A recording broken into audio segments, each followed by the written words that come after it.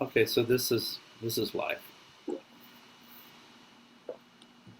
Good afternoon, Frank. Good afternoon, Mr. Noah Green. Welcome, everybody. Today you got myself, Frank Forza, here in Las Vegas, and my good friend Noah Green, the forensic accountant extraordinaire. And today we're going to talk about it's Everyman BJJ podcast. Today we're going to talk about what does Jiu Jitsu mean for you? What does it mean in terms of confidence? What does it mean in terms it's therapy to some people, it's camaraderie, it's a social group, it's a great place for people building. How has it evolved over the years? I mean, I think originally there was a lot of just the warrior ethos. Now people are turning to it because they realize that there's a lot of life skills involved. The life skills are being more emphasized across many academies. Noah, you're seeing that a lot, and I think that's part of the reason. That's part of the appeal for you. So we'll share some stories with you about some of the dramatic transformations we've seen, because the sport, we call it a sport. It's a sport. It's a lifestyle. It's almost like what yoga is to a lot of people, right? It has sort of that sort of Zen spiritual prism to it too. So it's different things to different people, and that's why we're seeing it skyrocket everywhere. It's not just because of the butt kicking skills, which are obvious. It's not just to choke people out. In fact, when you learn jiu-jitsu, the crazy thing is, in general, you're not allowed to use it. You're really not allowed. You're really not probably going to ever use it. It's kind of like a police officer. They train these officers with their guns. A very tiny percentage of police officers ever shoot someone in the line of duty. It's a very small, tiny fraction of police officers, right? We think of it the Wild Wild West. Very tiny percentage of officers will ever fire on someone and shoot and kill someone in the line of duty. And you learn jiu-jitsu, and if you train to be a black belt, very small percentage are going to be out there in a street situation. I know that we've seen people use it on, whatever, airplanes and to defuse would-be terrorists on a train in France. And we've seen those popular examples. But the reality is, by the time you get to black belt, you're going to be confident. You're going to know how to diffuse things. You're going to know how to walk away. You're going to have self-mastery. You're going to have restraint. You shouldn't be. There's usually a lot of ways to diffuse something to avoid situations. So you shouldn't be getting in there. What you're really left with a lot of the times are the life skills, the intangibles of confidence, the relationships, the therapy, the things you're able to ventilate and push through, the anger, the range of emotions that run through you that you can sort of work out, you can face, and you can address on the mat. And so that's what myself and my good friend Noah Green, and hopefully we're hoping that our good friend Jordan Worth, 10th Planet Jiu-Jitsu brown belt, is able to join us because he's caught up in traffic and everything. But from here, Noah, you've been training jiu-jitsu how many years now? And tell us a little bit about your journey and what jiu-jitsu means to you. Well, it's been in fits and starts. 2009, pardon the background noise, that's the harbor horn you're hearing. 2009, I went down to the Blue Basement at Henzo's. It was on a Saturday. Went onto the mat, not knowing any background about the sport, and proceeded to spaz. And I weighed probably about 275. And the spaz I'm talking about is, I just thought, well, effort. I'll just fight my way out of this. I'll avoid this. And it was demoralizing in a sense. It was exhausting. And the next day, I hadn't felt that sore ever. A little background. I joined the Marine Corps at 19 and wasn't from a very physical, athletic background. And, the Marine Corps boot camp was, there's a lot of running, it was more mental. If anything else, it was mental toughness. From holding your rifle out in front of you and feeling your muscle fatigue and burn, to the stress inoculation of being yelled at and having stressful countdowns. There's something the Marine Corps drill instructors do in boot camp is they'll count down from 10, and then you're supposed to freeze at 0. So this from having that background, and it being a lot of years pass from there until hitting the mats, I experienced a reawakening, something that had been dormant in me for a long time, and that was the fighting spirit. A lot of times before I started jiu-jitsu, I would think back to when I was in boot camp, and we were doing pugil exercises where we had a K-bar attached to the end of our mock rifles, and we were going through a course, and they would teaching us how to work, stab, and hit with the rifle, dummies. And I felt that sheer, as a 19-year-old with nothing but testosterone and aggression, I felt, and this is just part of the Marine Corps experience, I felt homicidal. Mm-hmm. And that's, it's unique in the fighting forces because that is appropriate, whereas today it's not appropriate. However, for us to have gotten this far as a species, we're much closer to being physically aggressive and to have that fighting spirit, because there's no way that we would have survived life or death consequences without having that in us. And I believe it's in all of us. And I think what jiu-jitsu has done is in a controlled, virtual or virtuous way, jiu-jitsu promotes that experience of where you can work through aggression and smooth off that roughness of aggression into compassion.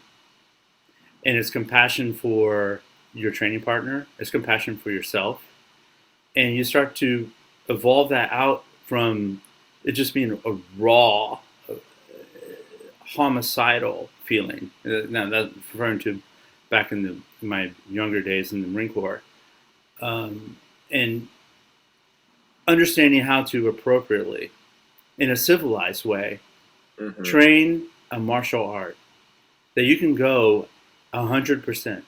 You can give everything you've got with your training partner, and learn to shave away the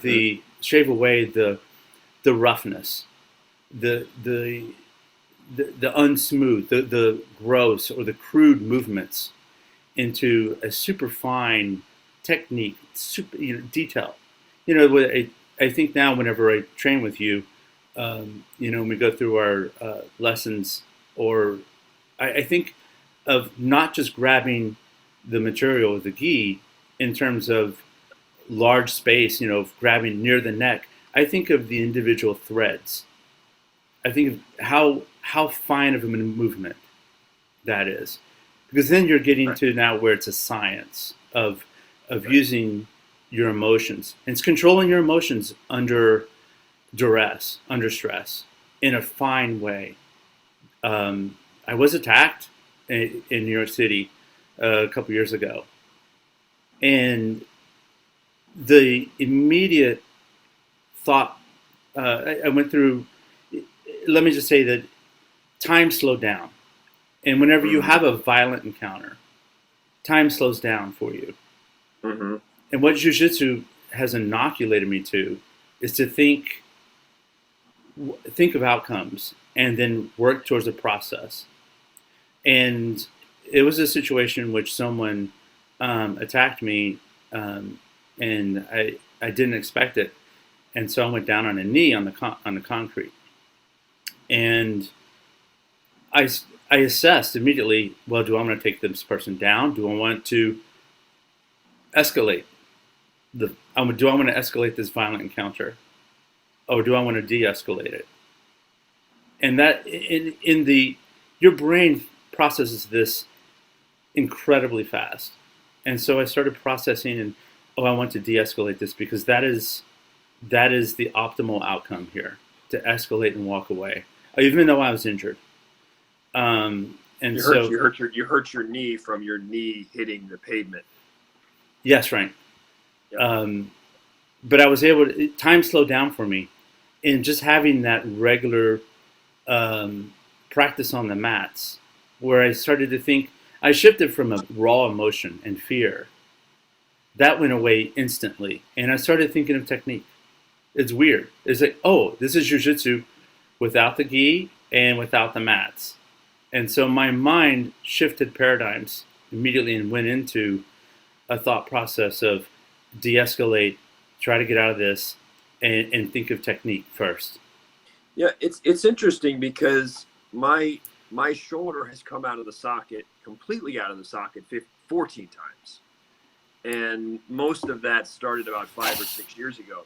And the first time it came out, I was at the IBJJF Pan Americans in the Masters Division, and I was facing Renato Tavares. And those people who know Jiu-Jitsu well know who Renato Tavares is. He's really darn good, and he's a little tank. And it was a very competitive match early on, 2-2, and he got me in kind of a worm guard situation. So he kind of restricted me with the worm guard, and because he had the worm guard, I went to post, and my shoulder, it put an incredible amount of shoulder of pressure on my shoulder, and my shoulder came out of the socket.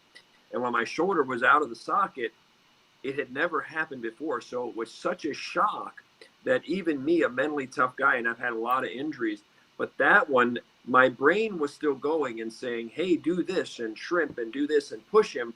But when my brain is saying this, the right side of my body, when I'm on my back, it won't fire, right? It won't move like I want it to. And so the referee, I think I got knee barred. I couldn't move. I was on the bottom and I couldn't move, and he knee barred me with his without even his upper body. He was on top, kind of in a quasi mount, and knee barred me because I couldn't move, and I was still I was mentally discombobulated, like, what just happened? How come I can't move my shoulder? Is my shoulder out of the socket? I didn't even realize it, right? Okay. So there is a quasi sense of shock. And so I come off the mat, they give Renato the victory. They go put me on a trainer's table. Guy, a trainer comes over, and a medic or whatever puts that shoulder in a matter of like 30, 40 seconds and pops that shoulder right back in the socket. And so then my brain is playing catch up, like, wait, what just happened? And what was that? And is that real? Did I really just lose that match? And what was going on with my shoulder? Fast forward to a couple of years later when I'm at the World Championships, no gi, and I'm go for a takedown, and my shoulder comes out of the socket, right? Okay. Right near the out of bounds. My shoulder comes out of the socket. I when I go out of bounds, because I'm right near there, I pop it right back in, and I keep fighting. What happened? What was the difference between that first time when it came out and then that later time at the Worlds, which was probably the 8th or 9th time my shoulder had come out? What happened? You adapted. You get comfortable being uncomfortable. Yes. You get comfortable with the idea. You don't freak out as much because your shoulder came out of the socket. You've been through that before. You know different ways to put it back in the socket, right? You don't sit there and worry as much about, oh my God, will my shoulder ever be the same again?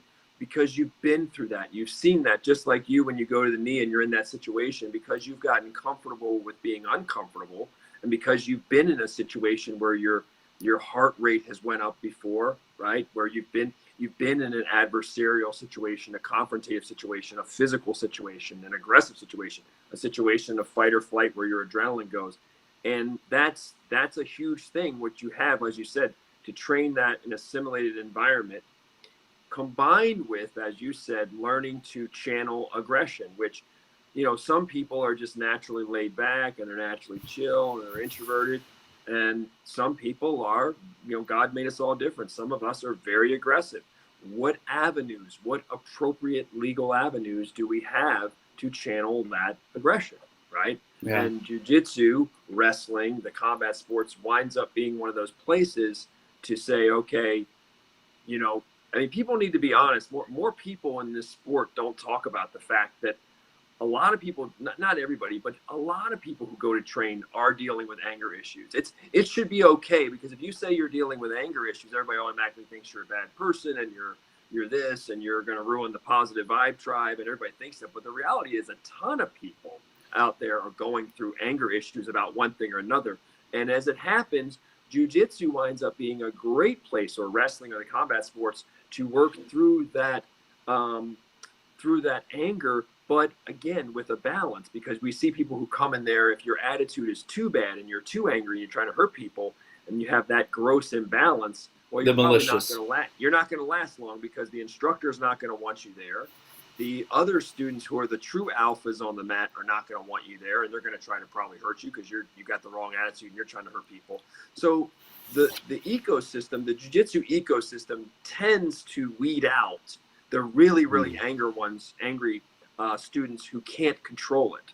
But there are a lot of people in there who walk a line who are dealing with anger issues. They're an aggressive person. Life has happened. We don't know their childhood. We don't know what they're dealing with. We don't know their abandonment issues. We don't know, we don't know a lot of things. And so there are a lot of people, as Monty Cox said to me many years ago, at the time he was the preeminent fight manager and in all of MMA, and had Matt Hughes and many others, and Tim Sylvia in the UFC champions. And he said, the thing they have in common is they all have a screw loose.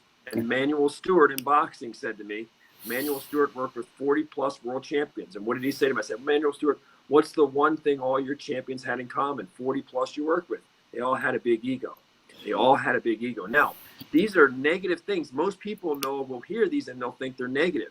But big ego means different things. Manuel Stewart didn't mean it in the sense of, okay, they have no humility, they're jerks, they're angry, they try to hurt the training partners. He didn't mean that. He meant they have a lot of pride, they hate losing, they're ultra competitive, they want to be the best, but a lot of them there is a balance there of some humility. They tend to be more respectful. They tend to have learned the art of how do you appropriately and legally channel aggression. That is included in what he said, right? He doesn't just mean, I have swagger, I'm better than everybody else. He doesn't mean that, but he did mean, hey, they tend to have something has to be a little wrong with you if you feel like you need to be the best at everything. Like something's a little bit wrong with you. You're like, I got to be the best at everything. I have a problem with second place. Third place would drive you crazy, right? If you're the kind of person that would obsess and you got third or fourth place, something's actually wrong probably with your confidence. But that's what a lot of champions have. And so I'm talking about a lot of different things here, but you're exactly right. I mean, a lot of people come to that mat. A lot of us something in us is broken, something in us is hurting, something in us is unresolved, something in us is very incomplete. And we're coming to that mat. Sometimes take a guy like me, all right? I wish I could say I was going there for all the metaphysical, existential reasons and that's why I trained jiu-jitsu. I didn't. I was training jiu-jitsu because I didn't like the idea of going into any room where somebody else could kick my butt. I didn't want to go out go to a bar or go to a public place or something happen, or you're walking with your girlfriend on a Friday night through the city and someone grabs her butt or something, and you can't take care of her. Call that a petty reason, but I didn't like the idea of, hey, somebody could say or do whatever they wanted to do to me, or if something broke out and then they could just kick my butt. That was it for me. I was like, wait, I need to try to be, I'm only 140, 145 pounds soaking wet, but I'm like, I need to try to be maybe the toughest guy in the room. Not that I am, not that I was, but in my twisted head, in my Monty Cox head of they all have a screw loose, I was thinking, hey, when you go in that room, be the hardest worker and try to be the toughest one, because when you're the toughest one in the room, you get hurt less too. You usually get hurt less. You usually do.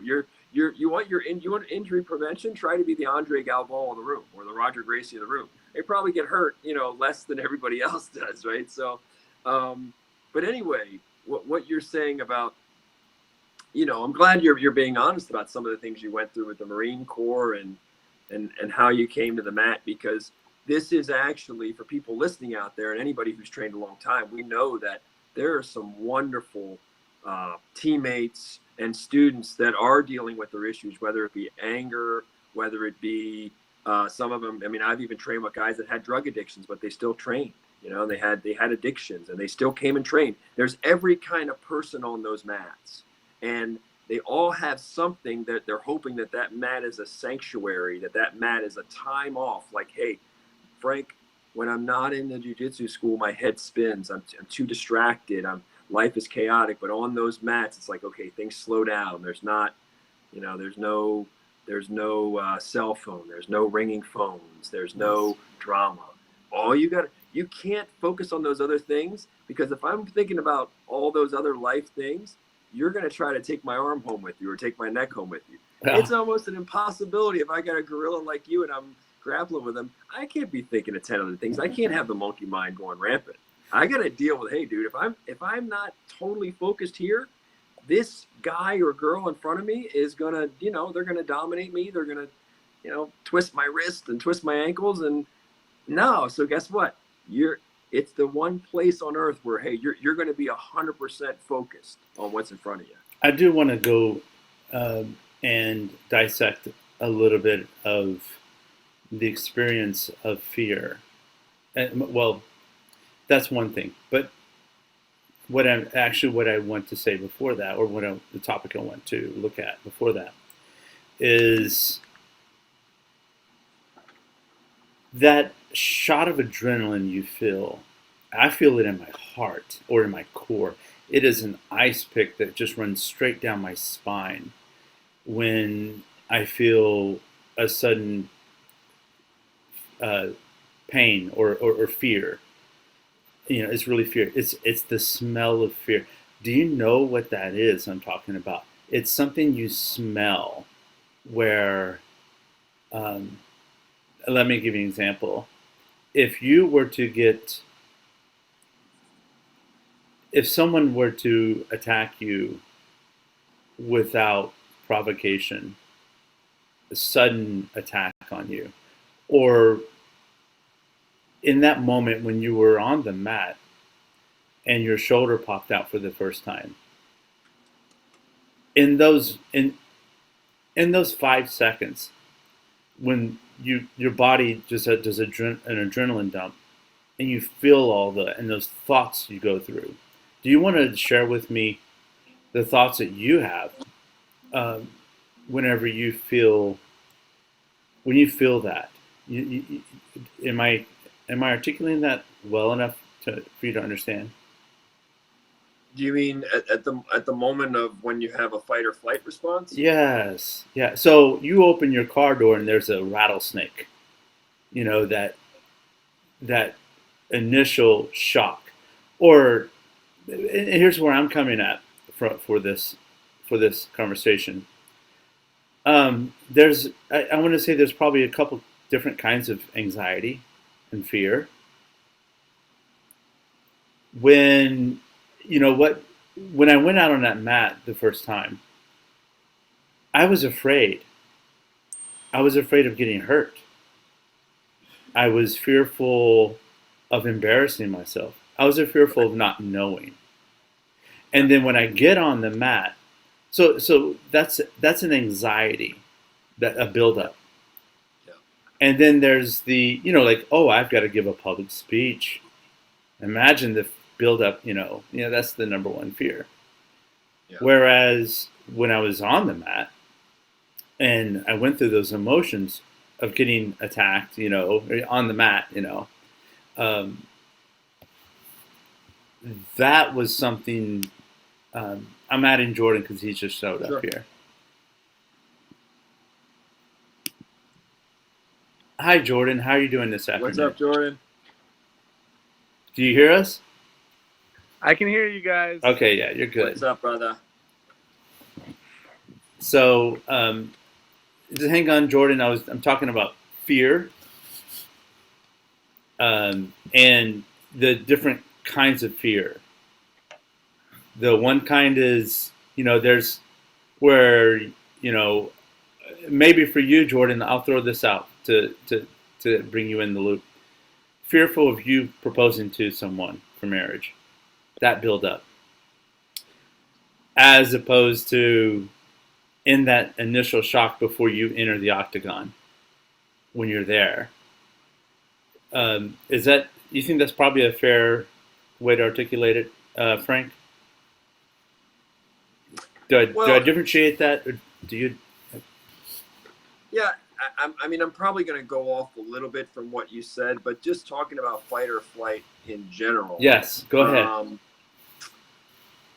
If you peel back the layers of fight or flight, it probably goes back to, and some of it's evolutionary and just primarily wired into us.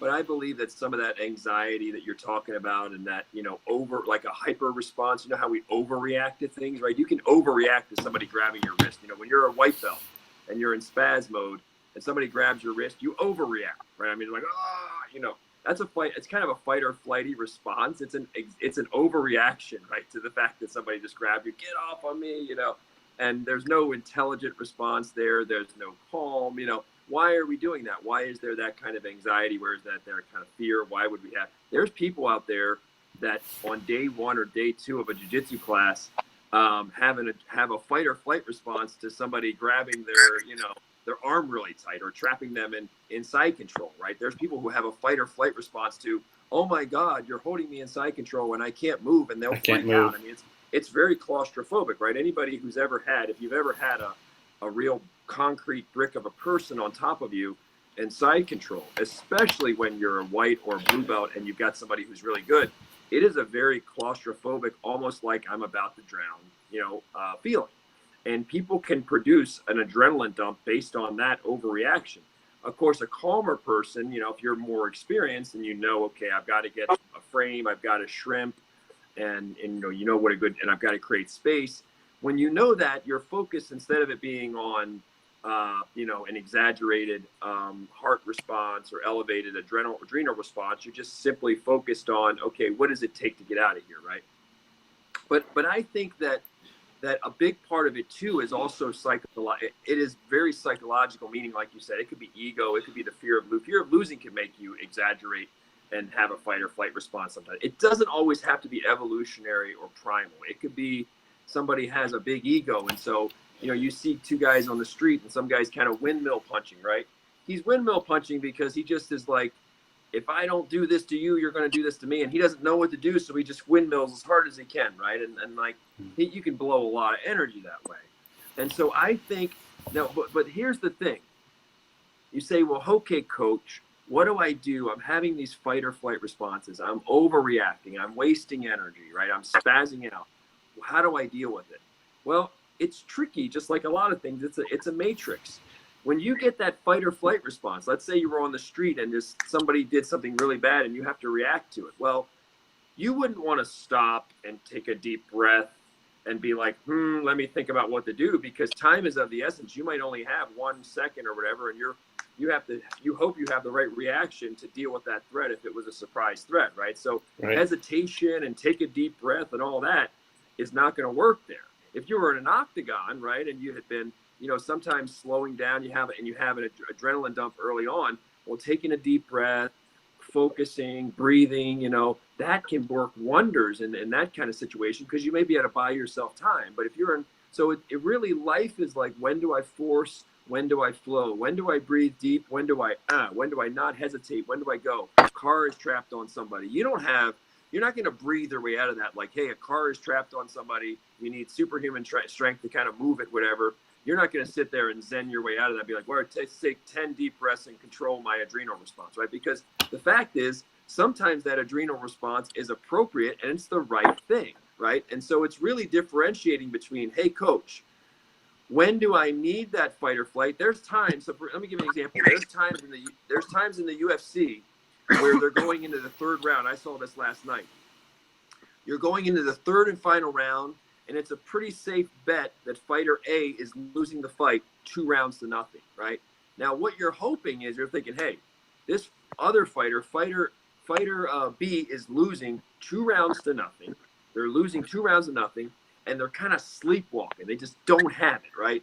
So when they come back to the corner, what you and I are interested in is, hey, what does that coach say to that fighter who's losing? He's probably losing 2 rounds to none, has been kind of sleepwalking, kind of hesitant. What do you say to him? Well, you know what? You kind of need to wake them up. You might yell at them. You might want them. You might want a little more blood flow. You might want a little more exaggerated heart rate. You might want more urgency. So what I'm saying is, all of life is knowing everything under the sun. A lot of things can be appropriate at different times. Like, there's different seasons of our life. Sometimes the right thing is a fight or flight, usually not. But sometimes it might not be fight or flight, but it might be something that's a little short of that or in the middle of that. And sometimes the response is, hey, you need to totally flow, totally zen, totally be wherever. And the wisdom of training a long time and the wisdom of experience is when is one appropriate? When that guy sneaks up on you in a New York City subway or whatever, and you only have a second, fight or flight might be the right button, right? And all your instincts is the right button. When a car is trapped on somebody or you're in a war zone, sometimes fight or flight's the way to go. When somebody grabs your wrist on day one in a jiu-jitsu class and you're having a fight or flight response and you're tired after 2 minutes, then we need to turn that off, right? And so a lot of it is retraining the brain. A lot of it is breathing and breath work. But some of it is, listen, some people, including elite fighters, are sleepwalking, and sometimes they kind of need, they used to give them smelling salts in boxing, right? You saw the smelling salts in body, professional power lifters, and even in boxing, sometimes they use them. And some guys do need a wake-up call. It's like they need to be yelled at sometimes in the corner. They need a little bit of an adrenal response, right? A little bit, like, hey, dude, let's wake up. The fight is here. We worked this whole camp. You can win this, and they need urgency. So really what it is, Jordan, when we talk about fight or flight, a lot of people are overreacting. They need to learn how to breathe. They need to learn how to stay calm. But they also need to learn that there's a lot of buttons to push. And the buttons we need to push are different in different scenarios. And sometimes fight or flight is like, if it's a spectrum, it's like, okay, this would be too extreme. You're going to have an adrenal dump. You're going to get tired. But this level of adrenaline and cortisol might be the right one. And then this one, you might be asleep. You might be sleepwalking down here, and that might be a bad. It's tough to differentiate between these scenarios initially. I want to make reference to a very well-known case of Sandra Blake. I may have her last name mistaken, but Malcolm Gladwell, in his latest book, well, actually his audio book, which I recommend to law enforcement to consider.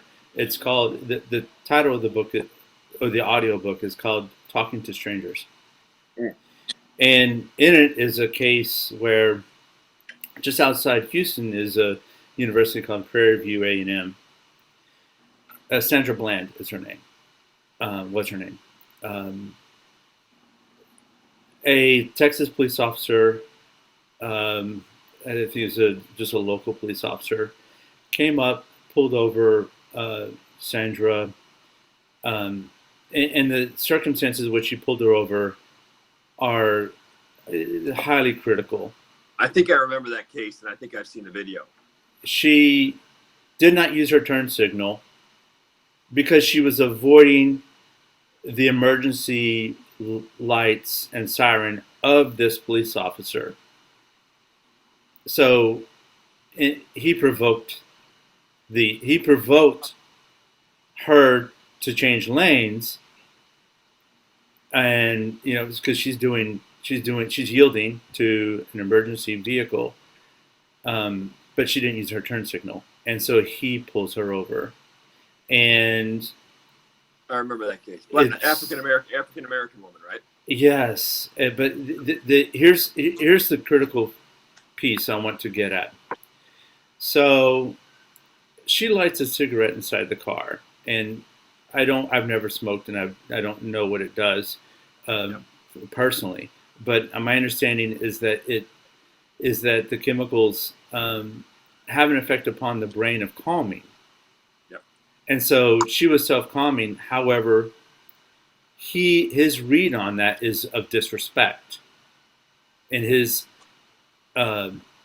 so his ego gets the better of him because he feels has power over her, and this is unfortunate because he doesn't know her circumstances. He doesn't know where she's at in her life, and this is a case where if he would have, this has no physical interaction whatsoever, other than I think he does pull her out of the car. However, it escalated because of the internal emotional dialogue that he was going through with himself and not being able to recognize and develop a sense of mindfulness with the aggression that he had with himself.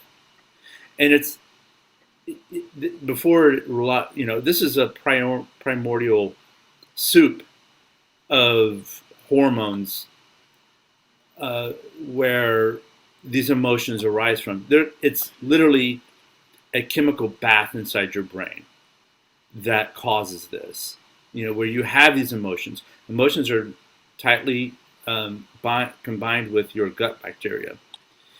But I'm going off on a tangent there, but let me bring it back. Recognizing your emotions when you're on the mat and having that, I'm talking about, at Henzo's, I think we have about 30 minutes of sparring, 5-minute rounds. So within those 5 rounds, I'm sorry, 6 rounds, 5 minutes apiece, you get a daily dose of your emotions in 5-minute intervals from doing Jiu Jitsu. And before that, part of the training regimen is to do positional or specific training. So you get to feel, who you're training with. And you do some takedowns. And you feel that, you feel those emotions. You feel that grip, like, wow, this person's grip, I've not rolled with him before. And, he's got power. You feel that initial shock within you. Mm-hmm. That spike of where's this coming from? Where's this guy's head today? Mm-hmm. I think that there's no other word I can think of it except it is very therapeutic to regularly exercise your emotions. Let me say something, and I know I'm going to cut into Jordan's time a little bit. I apologize, but so you've tapped into something aside from the emotional part of jiu-jitsu that's so big, but namely that think about our society. People, with the exception of a few Latin countries in Latin America, people are very conscientious of their space. Especially how far does someone stand from someone is how well do they know them. But in general, the vast majority of people that in America, there's going to be at least, a 4-foot, 5-foot cushion, sometimes more depending on how well you know this person. So we're very, just like dogs, we're very aware and very conscientious and very protective of our space. And if you want to spook someone, just start standing really close to people who don't know you, and they're going to be like, I don't care how good you look, like who is this weirdo? What's he going to do? Is he going to rob us? I mean, you just would freak people out, right? If you just start standing really close to them, go and talk to a stranger for the first time and get right up in their face. I mean, they're going to be like, dude, like, what is this person's deal, right? And the fascinating thing about jiu-jitsu and wrestling and the fight sports is you could have a guy get off the plane from Britain or Australia, drive to a gym in Las Vegas, shake hands, hey, mate, whatever. Oh, where are you from? Oh, we're from Britain. I'm from Australia. Okay, great. Ready to train, get some rounds in. And the next thing you know, you're hanging all over him. He's hanging all over you. And you are violating each other's space. And there's a fascination in that creates part of this emotional. It adds to the emotion. It adds to the aliveness because it's so foreign and it's so unacceptable in most parts of your life. You're not allowed to do that. You can't even, you have guys training, women and men training in these gyms, right? Nothing happening, totally platonic, totally training. But think about that. If you were just to walk in off of it, you were an alien, you were to come to this planet and you were to see like a 25-year-old guy and a 25-year-old girl, and then the guy is holding the girl down or whatever, you would be like, what in the world is going on here? Like, why is a girl and a guy grappling, and why are they in this proximity? And something is wrong with this. I mean, that's part of why the UFC was so hard for people to grasp, like the Queensberry rules of boxing. Like, no, you're not allowed to fight on the ground. What is this? This is not the way real men fight. You can't punch a guy on the ground, because we're just so like, we have all of these perceptions of what is acceptable and what's not in our space, and what should be legal. And that really, when you start talking about our space, your sacred space is your house, your car, how much of a cushion there is between you and the other person. And now you take jiu-jitsu and wrestling and the fight sports and turns it completely on its head and says, no, it's okay if Noah tries to bear hug me and hold me and choke me, and that's okay. And now we're tapping into something that's very foreign, that's very unique, but in this crazy way that you've talked about, that Joe Rogan's talked about, that a lot of us have talked about for years. It's primal in us. We are meant to wrestle around. We are meant to roll around. We are meant to bear hug each other. We actually are meant to do that. We're meant to play in that manner. And there is something therapeutic. But for a long time, it was so foreign. It was so alien. It was like, wait, you can't just put this 8-year-old girl and this 8-year-old boy together and tell them to wrestle. Something is very wrong with that. You can't do that. That's just too weird. No, you can't do that. Well, actually, you can do that, and people have a lot of fun, and it's character building, and it's confidence building, and it's people building, and it builds a lot of great life skills. So I think that's part of the magic of what we're talking about. Jordan, you ready? You got your. He's still charging. He's still coming to full power. Okay. No, weigh in. So, my grandmother developed. Boom. My grandmother developed dementia. Yes. Yeah. You are live. Hello, grandmother. I'm live. Yes. Nice. My grandmother developed dementia. She lived well into her 80s. And then I should say on my maternal side, they do live into their hundreds. Mm-hmm. And I started. That was motivation. Are you trying to say you're going to be a centenarian? Are you trying to say we're talking to a future centenarian? Oh, I think 85. Centenarian? What is that? Are you calling your shot and saying you're going to be 100? You got the best genes of the trio here. Is that what you're saying? I think that is that a humble brag? Is that a humble brag? That's all I'm saying. Is that like secret? I have the genes for the long run, and I do want to say that the social aspect about jiu-jitsu is I can roll with someone for 5 minutes, and I feel like in some ways I've known them for their entire lives. Mm-hmm. And if we keep rolling, I feel like I will know them for the rest of their life. Yeah. And for you gentlemen, there's something very unique about the progress through the belts.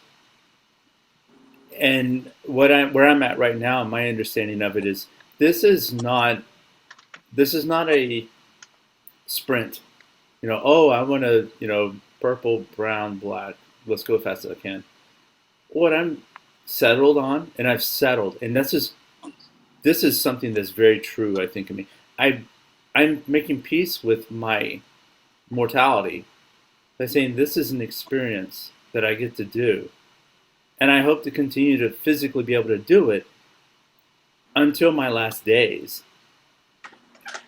So you're building these social bonds with guys that are, for the purposes of your own life, eternal to you. Because it's something beautiful. You get to know yourself through others. Because it's tough. This is tough. I've done a lot of stuff. This is tough. Now think about this. This is weird because you got Airbnb, right? You can go stay anywhere in the world in Airbnb. Okay. Through jiu-jitsu is so close and so cool of a community. You could go be like, look, I'm going to go to Australia in 2 months. You don't even hardly know anybody at the school. You reach out to them, hey, can I stay on your couch, whatever? And it's that kind of a community where everyone's like, oh yeah, no problem. And these guys you don't even know, you get to train with them, you get to stay with them for a week. And that's just really literally how, you can't do that hardly anywhere else. But you can no one's going to be couch surfing on my couches anytime soon. Thank you. Well, a lot of people have that.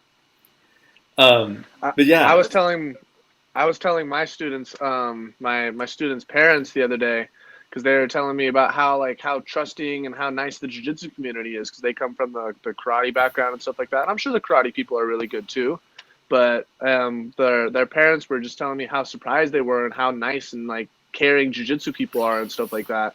And I was telling them that jiu-jitsu is the jiu-jitsu mats are a very unique type of place, whereas Jiu-Jitsu is the only place on the mats where you're going to find all different types of people conversing and getting along well. You know what I mean? You're going to find millionaires chatting with people who can be living in an apartment who can be very, very broke. You know what I mean? You could have like all different types of races, all different types of religion, somebody who doesn't believe in religion, somebody who's extremely religious, goes to church every Sunday. Every different type of person comes to jiu-jitsu class, you know what I mean? Whereas I don't really think that happens in almost any other type of environment. So it's really kind of a special place, I should say. Yeah, it is.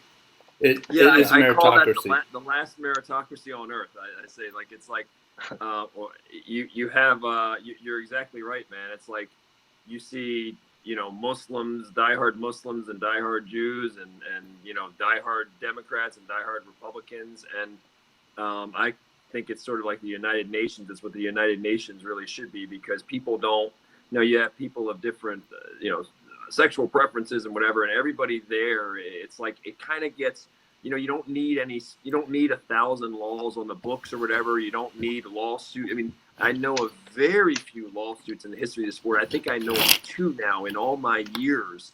I know of, I think, 2 lawsuits in this space. I mean, people, and I know of one guy who, he got punched in the gym by an owner, and that was like a former UFC fighter and another black belt. But very rare. It's like things just sort of naturally get worked out, right? And I've seen guys lose their cool. I've seen everything happen in the gym. I've seen people lose their cool. I've seen people, still do silliness, but it just has a way of kind of getting worked out, and you don't need legislation. You don't need to call the cops, and you don't need lawsuits. It's really fascinating. It's really a unique place in that, where you just sort of work it out. You don't need, like, it just, and people really are kind of the best version of themselves. And I personally think that part of the reason is that pain is a consequence. Pain is on the table, whether it be push-ups, whether it be burpees, whether it be hard rounds, whether it be getting armbarred, getting choked. I personally think that since humility is being served up on a daily basis, on an hourly basis, and since pain is a consequence of bad behavior, that sort of self-regulates. You don't need congressional investigations. You don't need lawsuits. You don't need a SWAT team to come in. It's like, hey, there's a natural order, and there's just sort of a pain consequence here, and in humility, balancing humility. And if you can figure that out and find that balance point, you're good. And it just gets worked out no matter what tribe you belong to outside of jiu-jitsu. Like Jordan said, it just sort of works itself out. And usually people are very respectful to each other. Where else can people from all stripes come together without any, without the I would say the off the mat stuff going on? Where else? Yoga class is more divisive, and I'm not talking about anyone in particular, but I've been listening to a podcast called "What Kills Yoga." Wait, really quick, Noah. The problem with yoga too is nobody's trying to choke you and nobody's trying to armbar you. Yoga can be very painful. Those stretching can be extremely painful, but it's different because in jiu-jitsu, like in yoga, you can kind of coast. In jiu-jitsu, if I'm training with Jordan and a bunch of Jordans and 20-some-year-olds, they're gonna force me to dig a little deeper and go a little further, and and that's just. And a lot of times that's a good thing. They're going to force me to be better. I mean, yoga mat, most people, they're going to sneak and they're going to coast. They're going to coast and, a little bit more than whatever. Dude, well, the jiu-jitsu mat, those young lions are going to make you try to keep up, man. And there won't be a Bikram.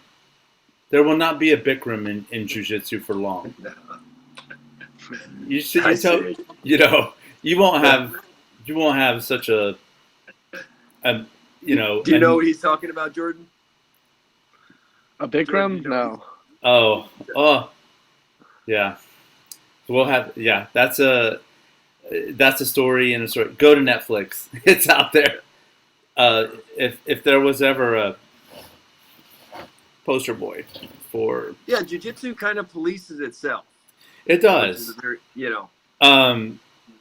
I wish my Portuguese was more fluent whenever I went to Brazil the first time, because I was at Leo Vieira's academy, And the way they do after the warm up, they were having the King of Mountain kind of approach. So they had the black belts there, and I'm talking, it's like 20 black belts there, and there were a pair of black belts.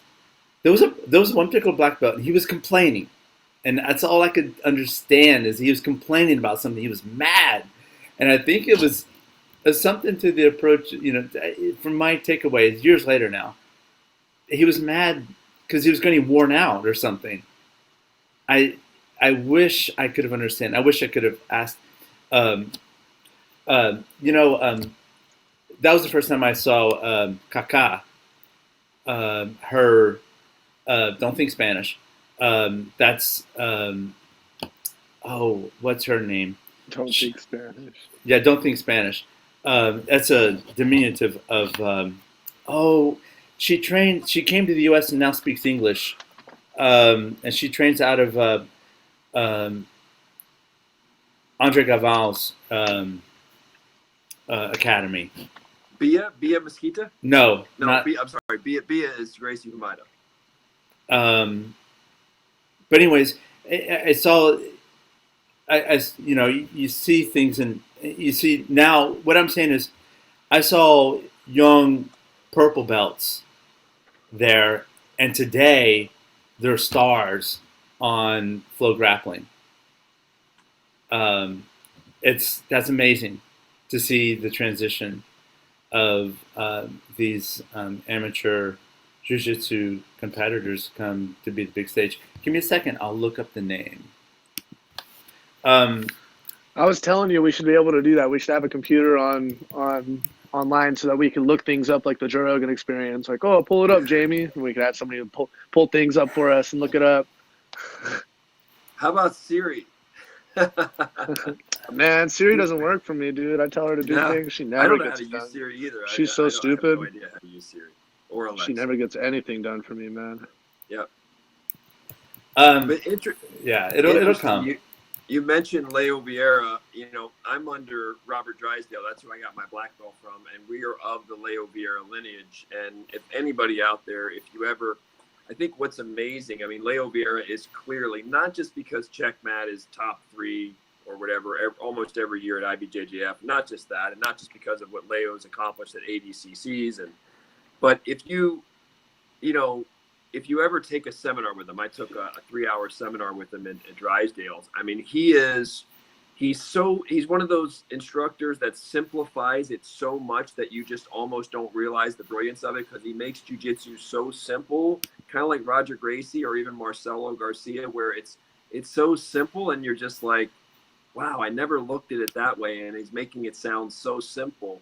The one thing that he did he did a lot of things phenomenally. He's the first person to introduce me to the phrase "Matt don't lie." I own mattdon'tlie.com, right? The Matt doesn't lie, mattdon'tlie.com. That'll be coming out. But he was really the first one to say to me, "Hey, the Matts don't lie." The Matts do not lie. And one of the things that I thought was genius of him is that when he would run a seminar, a lot of times when you see someone teach moves, they'll have their favorite person. So let's say I'm teaching a seminar, and then Jordan is there, and I like Jordan being my dummy, sort of, right? I like Jordan. Jordan's got the right build. He moves the right way, and so I show all the moves on Jordan. Or I have 1 or 2 or 3 students I like to show all the moves on, right? Most instructors are like that, believe it or not. Watch when they show moves. They have a favorite person. They'll be like, hey, so-and-so, come here, and they do the move on them, right? And then you have somebody like Leo. Leo calls the 8-year-old. He calls the 300-pounder. He calls the blue belt. He calls the black belt. And what that winds up doing... Yeah, what it winds up doing is and he lets you tap them too. He actually apply the move, right? He trusts them enough to actually apply the move. And what that winds up doing, the genius of it is that it keeps everybody even more engaged, because you never know when he's going to call you up there. It turns them from spectator to participant. It shows a lot of trust. And again, like we just said about space and time issues, you're establishing, you're bringing them up there. They're doing the move on you. So now they're feeling even, they're even closer to the experience, because now they're part of the movie rather than just spectating it. So he did little things like that he does that you're just like, wow. very simple. He simplifies it as much as I've seen it simplified, and he is very quiet and humble, but one of the true and I would say unsung, underrated by the mainstream, by most people. He's one of the unsung, I think, geniuses in this sport. Yeah, Leo Vieira is a is a legend. When I seen that guy, that guy competed against Eddie Bravo. A lot of people forget. Eddie Bravo won his match against Hoyler, and then his next match was against Leo Vieira. And Leo Vieira spanked Eddie Bravo. He didn't tap him, but he just put a jiu-jitsu seminar on him. Took his back with that little like seatbelt back bent, almost like front flip back take that he does from the seatbelt. That back take is like super powerful. I need to start doing that back take more, honestly. I hit it every once in a while. Every time I hit it, it feels so smooth and cool, but then I forget about it, and I only do it when I remember it. But yeah, Leo Vieira had him in a super tight arm triangle. Eddie Bravo was turning purple and blue. Eddie didn't tap. He was about to go to sleep, I felt like. Eddie was tough. Eddie didn't tap that whole match, but man, Leo took it to him. Leo spanked him that whole match. Leo beat him really, really handily. So yeah, Leo Vieira is an OG. He's no joke. Whenever I see Leo Vieira technique, it's always like phenomenal. Just like Marcelo Garcia technique. Anytime you can see Leo teach, JT Torres, Marcelo Garcia, guys like this, whenever I see them teach, anything they say is just godsend. It's just whenever they talk, everybody listens. It's amazing. Sorry, guys, I can't find the athlete's name. I think it might be time to tap out on that athlete's name. No, I'm no Jamie.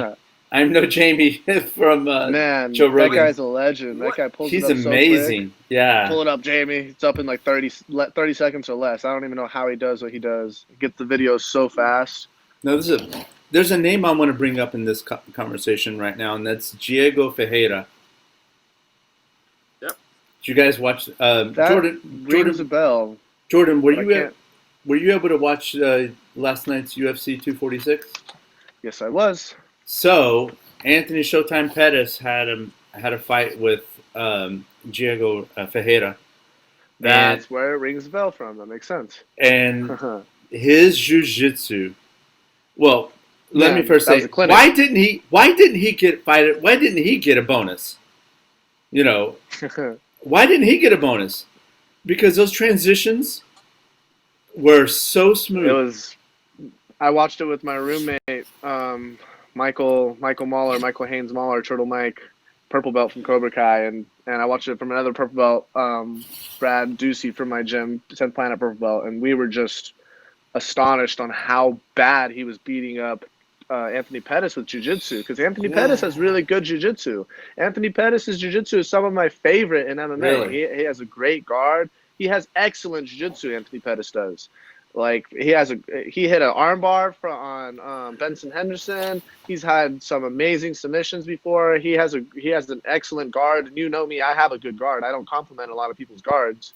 So Anthony Pettis has excellent jiu-jitsu, and to see him just get handled like that by that guy was a little crazy. We were all talking about it too. Like, there's seriously major levels of jiu-jitsu. Like, there could be a guy who's really good at jiu-jitsu, and then he goes roll with a whole other beast who's just on a whole other caliber or a whole other level, and he just steamrolls him, makes him look like he's not even good at jiu-jitsu. It's crazy the levels and levels and levels of jiu-jitsu that there is, because that's another thing. This is a kind of a tangent side topic, but the level of jiu-jitsu in MMA is honestly not very high. There's some guys that are very, very good, you know what I mean? But a lot of jiu-jitsu and MMA for the most part isn't like a super high level, like world champion jiu-jitsu level, you know what I mean? It's very good. The level of jiu-jitsu and MMA is not bad, you know what I mean? But like compared to like high class world class jiu-jitsu, it's not that, you know what I mean? So whenever those type of people do compete against somebody who has just like good jiu-jitsu for MMA, I think that's very apparent whenever the fight goes to the floor. You can really, really see the better grappler when somebody's has a lot better jiu-jitsu like that, because man, Anthony Pettis is one of my favorite fighters, man, and to see him get beat up like that really hurt my heart. That was a sad fight. He just got his guard passed, leg drag, took his back, just got pounded out. It was beautiful. Complete control. It was beautiful. It was beautiful to to watch. watch. Anthony Pettis so much. He just the way he transitioned to his back, and just coming off the fence with the way he propped his leg up behind him and just took him down. It was that was just so smooth. It was like so smooth. It was like it was like a purple belt rolling with a white belt, or like a black belt rolling with a purple belt. It was just like it was like the guy was like 2 belt classes above him. You know what I mean? Like the guy was just just smashing him the whole time. It was crazy. I thought he was going to be able to do something. I thought Anthony was going to be able to like maybe land some elbows or something from the bottom, or maybe land some up kicks and try and scramble, maybe Granby and try and get back up to the feet. But he had nothing for him. He didn't have a response. So I was pretty unanimous. The interesting thing is he reminds me of a Demian Maia who is younger, who is more athletic, and who is more comfortable standing. Demian has progressively gotten better with his stand-up, but this kid is very durable, just like Demian Maia. Demian Maia can take a licking and keep on ticking. He's very tough. He's hard to knock out. I mean, Demian Maia. I think Nate Marquardt's the only guy I've seen, that I recall knocking him out. He threw a leg kick on Nate Marquardt. Nate Marquardt sat on a leg kick, returned it, and that's the last time I ever saw Demian Maia throw a lazy leg kick. He was much tougher to knock out, and his hands got way better. I learned from that.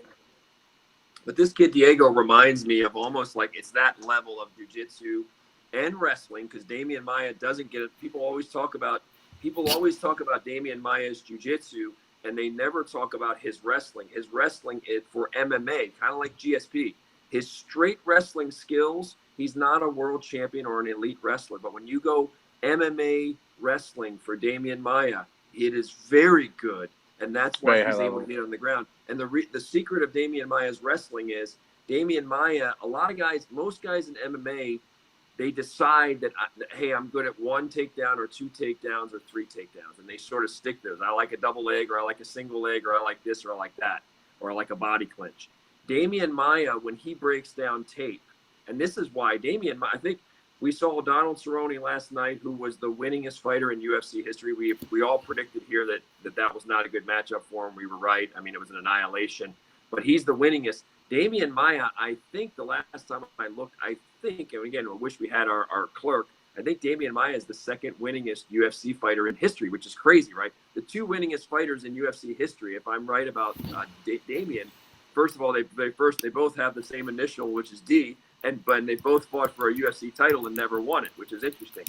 But Demian, part of the genius of Demian that nobody talks about is Demian Maia looks at videotape and says, what takedowns is my opponent vulnerable to? Not, I want to take my opponent down with this. This is what I do. Try to stop it. He doesn't look that way. He looks at Yes, he looks at your stance and he'll say, if it's a single leg, if it's a judo throw, Dun Young Kim, Dun Young Kim was a black belt in judo from Korea, a good black belt.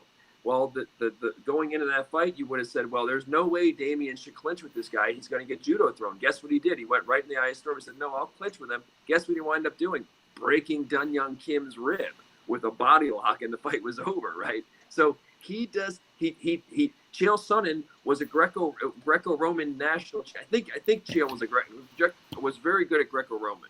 All right, very good. Demian Maia, this information I have. Yeah. 22. So he's Donald. He's 1 win behind Donald. Yes. Donald's yes. 23. He's That's 1 win what behind him. Mm-hmm. But so he fought Chael Sonnen, right? Chael Sonnen was a collegiate wrestler, very good Greco-Roman, trained with Matt Linlin, trained with Vandy Couture. Guess what Demian Maia did? He went upper body with him, kind of a half trip, guard pull kind of thing. Half trip, swept him, put him on the ground and submitted him. So part of the genius of Demian Maia that we never talk about is he will find the takedown. He will drill it, and he will find the takedown or takedowns that you're vulnerable to and take you down. And that's what I saw in this kid Diego yesterday, the takedown, not just the jiu-jitsu, because we see guys where their jiu-jitsu's on point, but they don't know how to get it to the ground. This kid Diego, he's very durable. He showed me yesterday he can take – Anthony hit him with some good punches. He just walked right through it. Anthony hit him with some good – he didn't clobber him, but Anthony hit him with 4 or 5 good shots. The kid didn't budge. So the kid is very durable. And the kid can stand up and he'll crack you too. He hit Anthony with some good shots. So kids reminds me of a younger Demian Maia, quicker, more athletic. The kid has, like you guys were saying, really good takedowns. That's what I think makes the jiu-jitsu so much better, is that when you're standing up with this kid Diego, just like Demian Maia, when you're standing up against someone like that, your stand-up is not going to be as effective, because in the back of your mind, you've got not only the fear of the jiu-jitsu, but you've got the fear of the takedown, because this is a kid that has the takedowns. He's got the goods to put you on the ground. And then we saw, once he gets you into that back sequence, he's got it mastered. He's got the A, B, C, D, E of that back sequence. He's got it mastered. And he's got unconventional chokes from there that aren't just the rear naked. He's got, kind of like Khabib, he's got freaky power. Demian Maia has it too. A lot of those guys, they have freaky power in the forearms, not just in the the biceps, and they got freaky forearm power. You can see with the crush. I mean, it didn't look like much, did it? And Anthony, I agree with you. I train with Anthony. Anthony is really good. He's a former UFC champion. He's a great guy. And this kid, you're kind of like, when the fight's over, you're like, huh, what? Because this kid is doing little things with his head, and because he's got this freaky little angles, and he's got this freaky power, and here that little monkey grip power like Demian Maia, and you're even Joe Rogan. Joe Rogan is super smart, a great commentator. Joe was trying to catch up with, like, what kind of choke was that? Like, what did he, was that a chin? Was that a jaw choke? Was that a neck? Yeah, what did he tap to? Yeah. Joe's trying to catch up, right? That's the mark of a guy. You're like, when you saw, it was like, once he got Anthony on the ground and once he was doing the back, you were just like you were like, oh my God, it's going to be, this guy's got every base covered, and he smothers you. He knows how to distribute his weight and smother you. I was He's like a wet blanket on top. Yeah. Yeah. Yeah, I was super impressed with that guy. His pressure and his weight on top of Anthony was just tremendous. When he got on top of Anthony, like I was saying, I thought Pettis was going to be able to stand up at some point. You know what I mean? Maybe at least once, and never at any point was Anthony really ever to stand up. Once that guy got on top, his pressure was just too much. He was just on top of him from leg drag to the back, crowding his hips. Too much weight and pressure on top of him, just like a heavy wet blanket, always on top of him. It was awesome to watch. I'm a fan of that guy now. That was the first time I watched him. Fight. Same for me. Now, Noah, you've been to Brazil, and you've been there. Drysdale's been there. I've never been there, even though I've been exposed and I've met a lot of Brazilians here in the States. But what's interesting, when I see a Brazilian like Diego, when you see them come here, they fight with a hunger, with a visceral hunger. Every time I see some of these Brazilians like that, I just think, this guy does not have a plan B in life. It's like every meal is riding on that. They kind of fight like that, with that palpable, visceral, like, dude, everything is riding on this. I could go back to the favela. This is my one shot. And I see that we've got a lot of hungry Americans. We've got the hardworking Americans. Americans are arguably produce the best MMA fighters in the world, arguably us, Russia, Brazil. You could make an argument. But there is something, Brazilian after Brazilian, the one thing you see, it's like there's no plan B for them, and they're fighting like dinner depends on it. It's like the hunger, I don't want to go back to the favela. Or I could see that in him too. I could totally see that. And you've been there, and you've trained them, and you kind of know what I'm talking about. I call that there's a you develop words between common language of expressions, and I say that's the savage, and what that means is I'm going to achieve this objective despite personal difficulties. When you tell that it says that inner voice, the inner voice inside of you is like, oh, this is too much. And that's something, we get back to our earlier discussion about fear, there's another inner discussion, and that is bringing out your inner savage in jiu-jitsu, bringing out that inner savage.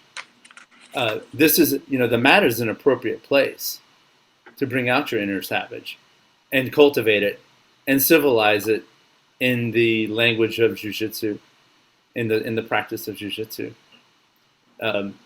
My friends will tell you from New York, there's a, when I start to cinch in the head and arm choke, I'm going at it, and the savage is there within my submission. And I think that it's kind of fun. You bring that also to your other parts of your life. When I've had to deal with unemployment in my life, I have that in me to say, you know what?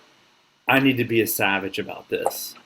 I need to just, there's no inner whiny voice of I hurt today, or it's something I helped with my stepdaughter.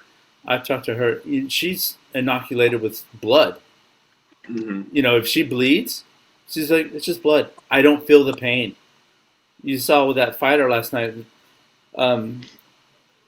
All that blood on the mat was from her. It's somewhere in her head. What was her name? Marcy. What was Macy Barber. Yeah. Macy Barber.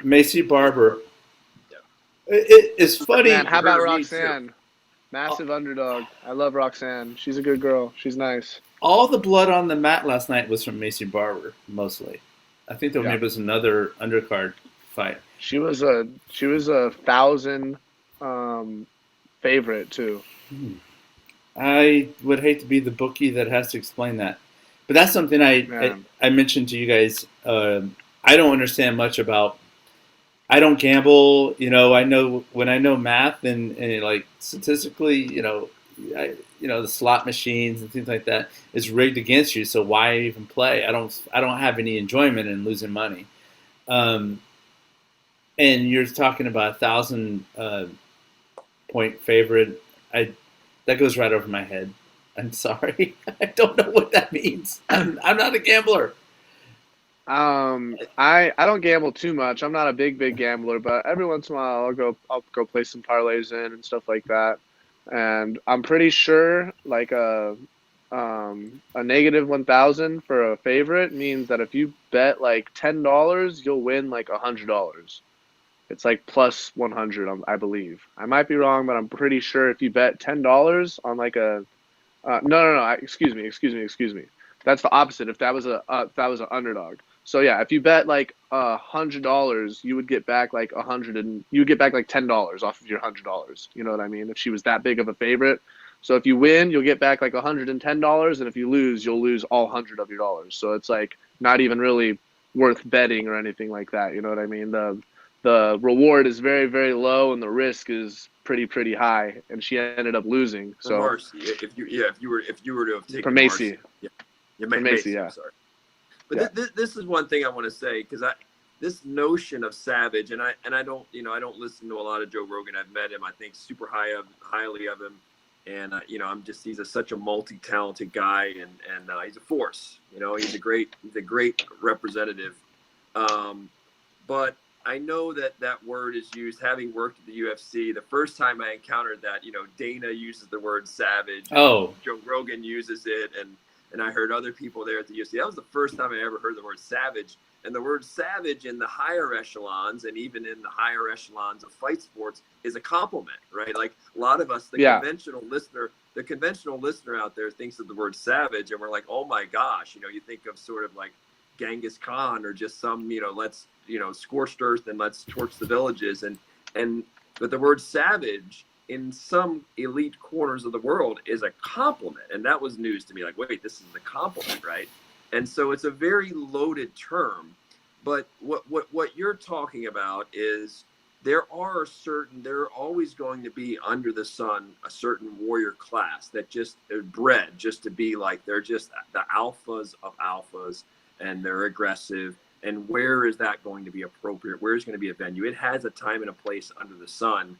And it really is going back to how we started this conversation. Let's finish it how we ended. Let's finish it how we started it, which is the art of channeling that aggression, those emotions, because that's really what a lot of this is. Yes, you're learning fight skills. Yes, you're learning life skills. Yes, you're learning confidence skills. But as you just said too, you're learning the emotional control. You're learning the self-mastery.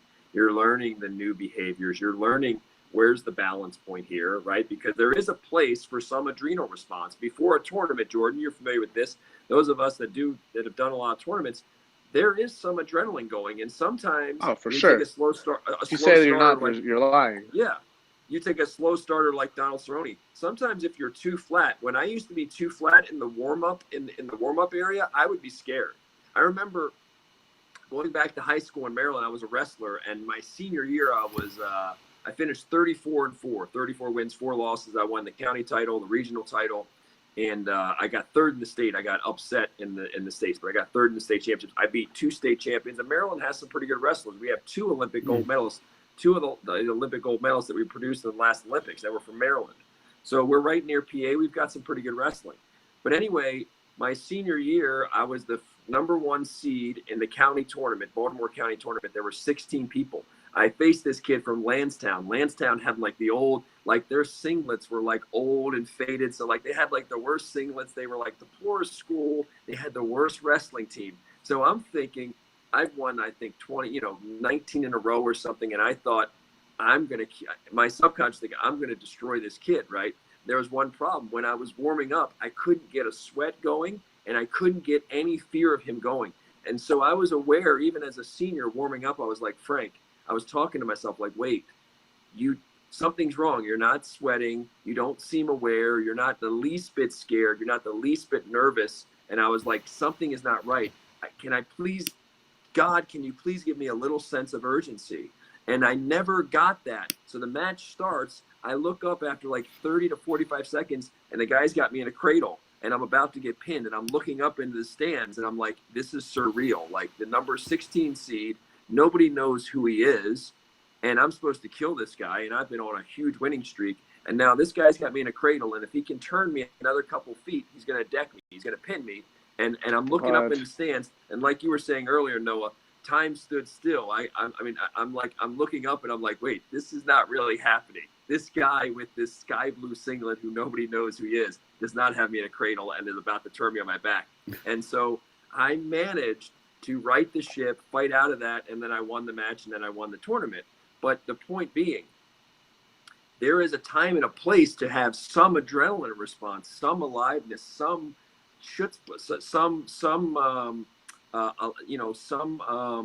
emotional reaction. It's just balance. Sometimes you want to be a little bit awake. Let's go. Even in the backstage with the UFC, when Burt Watson used to be the guy that would make the trains run on time. Burt Watson's no longer with them, but he was famous, and he had that.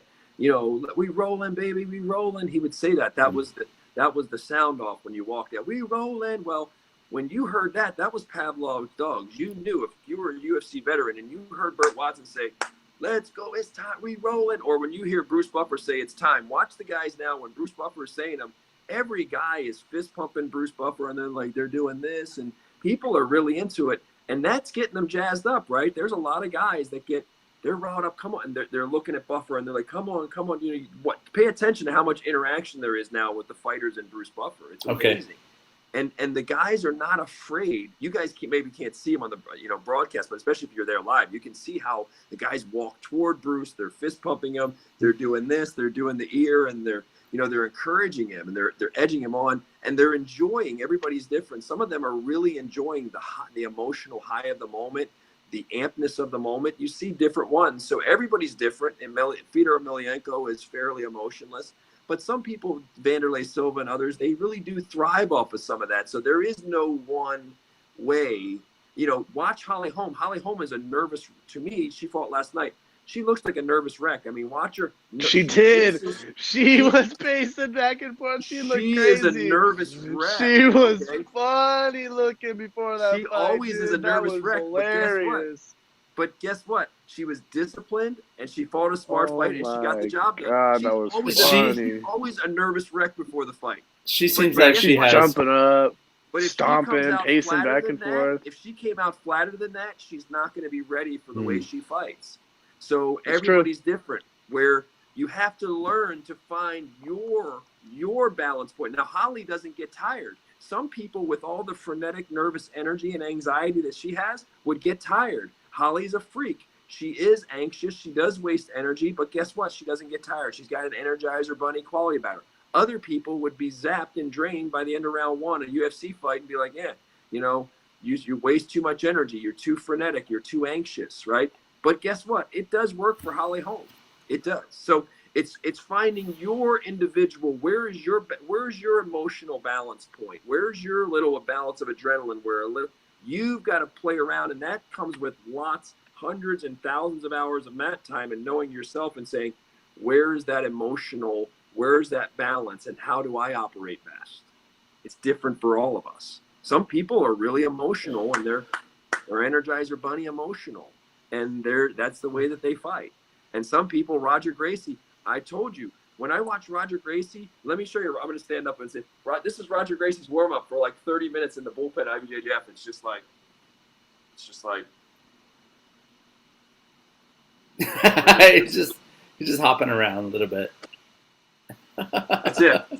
I mean, I'm sure that when he did the super fight with Buchecha, there was more backstage, but in the bullpen, he doesn't do nothing. You're just like, is this guy ready? I mean, he doesn't look like he's revved. He doesn't look like he's ready to go. And then he just goes out and boa constricts everybody, and he's quicksand. Nobody can get him off of him, and he mounts them. And, you know, everybody's different. You have to find your emotional balance point. And some people, if they're too flat and there's no emotion, like what I was at that county tournament, if you have no emotion, some guys is like, man, can we get you a little bit nervous in this guy, Noah? And some guys, they could be, you know, Fedor Emelianenko, just an assassin, just cold-blooded, feel nothing, and they're phenomenal. And well, you know, everybody's different. I want to say that what we should do is take a look at that austere pose that Eastern Europeans and Russians do. This, you know, what we call the cold assassin, because I think that there's much more going on and it's more of a cultural thing. I'm going to guess now, but you know, in between now and the next time we talk, I'm going to dig into this a little bit because it would be hilarious if Fedor Emelianenko impersonated Holly Holm. If he came out for if he ever did another fight and he came out like Holly Holm with you saw her. I mean, no, she does this. Boom, boom, boom. Boom, boom, boom, boom. Before the fight, she paces probably like 30 or 40 times. By the time the buffer's in there and he's reading, she's boom, boom, boom, boom, boom, boom, boom, boom. She's pacing. And forth, and you're just like, oh wow, Holly's a really anxious, nervous. But listen to her. She got it done. Yeah, I'm sorry to interrupt you. Yeah. But when you hear the post fight and she's the relief in her voice. You know, she just sounds so down home, sweet, apologetic. Down home. Apologetic, even. She was apologizing. You know, she wanted to say something, and they cut her off, and she said, "Oh, I'm sorry. Last night." I don't know if you caught that bit in the broadcast. She's a sweetheart. She is a sweetheart. Seems like, you know, very, yeah. That nervousness is. You know, if you're about to compete, you know, the mental game is to say it's excitement. I said that none before. of us here, just for the audience, none of us here have made that walk. I've been backstage watching the fighters. None of us. Jordan's made that walk as an amateur and tough enough. He'll be a pro. I'm confident he'll fight pro one day. But none of us has made that walk. So, you know, we're not picking on anybody. We're saying we are making an observation. You can't help but notice that there's a lot of nerves there. We would all be different. We're all handled it different ways. But this has been, guys, you know, I know we're winding down here. This has been a great discussion. This is episode 4 now, guys. 4. So we just want people out there to know. Now, Noah, really quick, how can they find us on the internet? What do we have in the works now for Everyman BJJ moving forward in terms of websites? Give people a little sneak peek of what's coming. Yeah, so what's coming soon will be the website. You can find all of the podcasts there. It's everymanbjj.com. As well on all the social media, Instagram, Facebook, Twitter. It's Everyman BJJ. So those are coming, but that's something we've been working towards rolling out. It's not something that's done overnight. I think all three of us have day jobs. We have a life outside of just this podcast. But I think that this is a space that we can talk about things that occur on and off the mat, like we discussed about fear and dissecting that today. A little bit of psychology.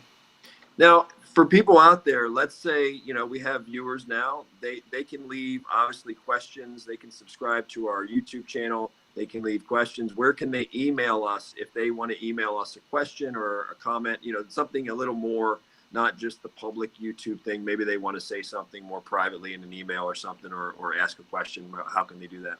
Absolutely. For now, we have everymanbjj@gmail.com set up, and that goes out. Before long, we'll have the at everymanbjj.com email address as well. But that's coming. Okay, and I'm Frankie, FRANKIE @frankieforza.com. Jordan, how can they reach you? If anybody out there wants to reach you for the 6-10 people we have listening right now. Jordan Wears No Gi at Instagram. So JORDAN Wears No Gi, all one word, at Instagram. I'll be there. I'll respond. All right. Noah? Well, this is a moniker I've had for a long time. It's Big Mean Green. So on everything, social media, Big Mean Green. At what? Oh, well, that's for Twitter, for Instagram. No. But also if they want to contact you via email. Oh, you can use that as Gmail too. bigmeangreen@gmail.com. Awesome. All right. Well, gentlemen, I'll see you guys. It's been a great episode. I think we solved all of the Jiu-Jitsu world's problems, put it all in perspective, and we will come back next week and do it all over again. Sounds good. I apologize for being a little bit late, gentlemen. I lost track of the time. I usually come straight home and shower after my open mat at 10th Planet. Today, after 10th Planet, I went with my roommate to go get some food, and I completely spaced the podcast. Bro, I apologize about that. It's all forgiven, man. Love thy neighbor. Well, I'm gonna set an alarm though, so it's all a learning experience, guys. I got an alarm set on my phone now. It's gonna set off every time. I'm never gonna forget. I got an alarm so my digital memory can remind my biological memory. Nice.